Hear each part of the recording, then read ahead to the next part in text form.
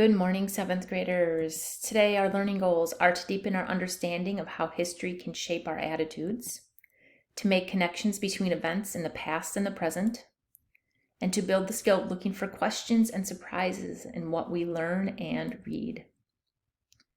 We talked last week about heroes of 9/11. The beautiful thing was that so many people went out of their way to help, lost their lives saving others. No wonder a firefighter and police officers were the most popular Halloween costume for little kids that year. And there is this 9/11 memorial in Lower Manhattan that has a long list of all the first responders who died in the line of duty. Here's a picture of that.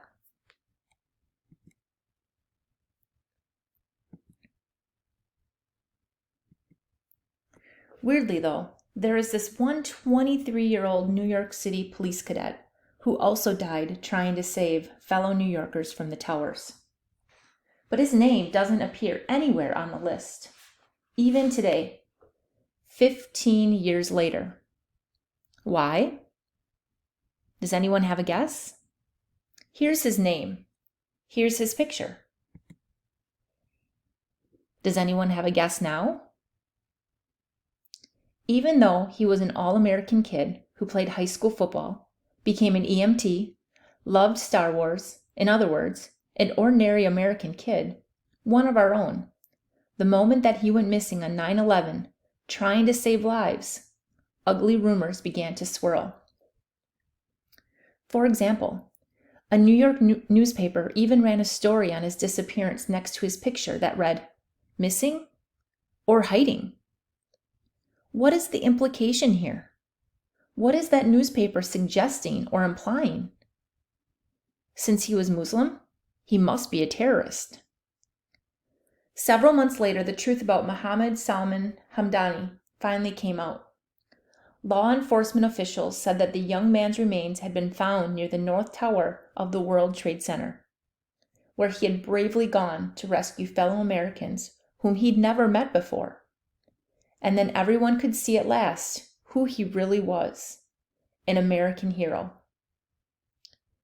So what do you think the message of this story is?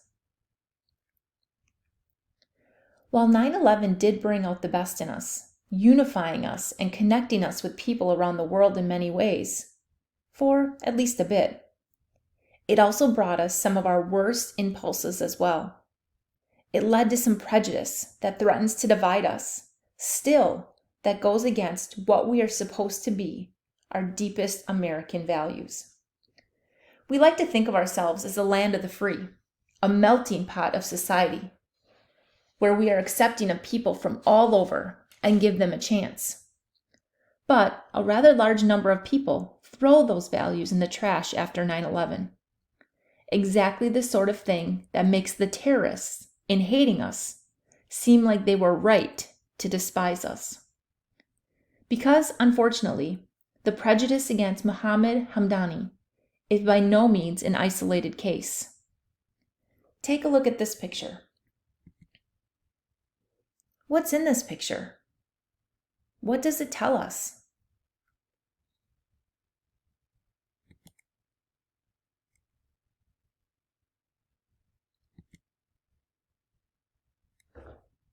One of the very bad things about terrorism like 9/11 is that it leaves you with this sense that people are out to get you, but you're not exactly sure where the enemy is lurking. It's, again, not like a clear war, with one country officially against another declaring war. No, it makes you feel that the enemy is hiding in plain sight.